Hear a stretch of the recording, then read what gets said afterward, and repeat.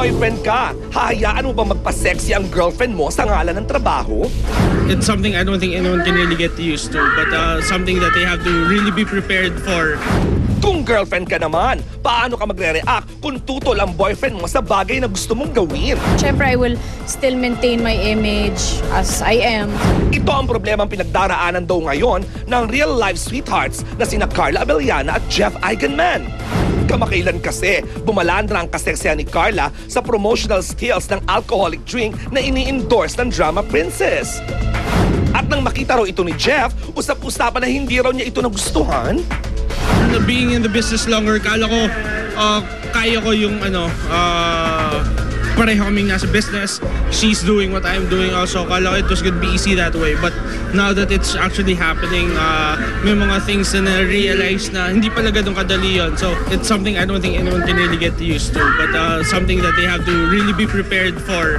Para naman kay Carla, Ay, hindi. Alam niya yon. Alam niya yon at nakita niya na rin ang mga photos. Matagal na yan eh. So, even before pa namin nagawa yung pictorial at na-launch nga yung calendar, alam niya na yan since the beginning pa lang. At natutuwa naman siya, proud naman siya.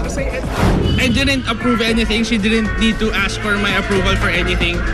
Okay lang naman sa akin yun. Ang sa akin lang naman kasi si Carla thinks of every decision she has to go through. Whatever she decides on, ayaw ko man o hindi, she has my support. at dahil mas daring na Carla Abellana ang makikita ng publiko sa paglabas ng kanyang pictures for the product she endorses, hudyat na ba ito na tuloy-tuloy na ang pagpapasexy niya? Hindi naman.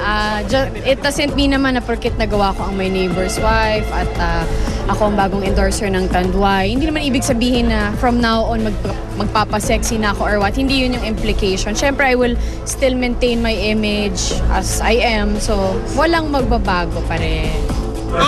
Hindi naman. It's nature of our work. Yun yung one thing sa akin na hindi ko naman, ayoko naman sabihin na sanay ako, but kasi every time I see her kiss someone on screen, I don't wanna say I don't get affected. I do, in a certain way. Pero I have to accept it because it's the nature of our work. We signed up for it.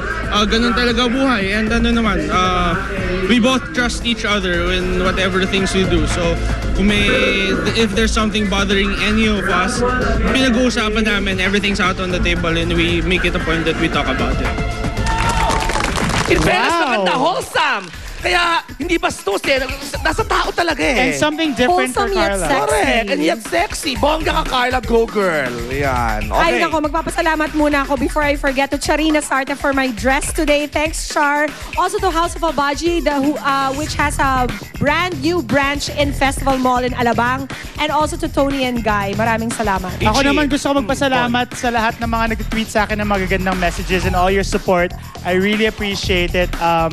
So yun, salamat sa lahat ng mga nag-tweet sa akin. Ano ba yun mo? Nakikwento mo nga yan mamaya. Follow me on Twitter. I'm Hindi kasi may mga nag-tweet ng nega, so yung mga nag-defend sa akin. Okay. Oo, So, nga thank iba, you. sobrang bastos din mag-tweet eh, no? Yun talaga. Minsan nga, grabe.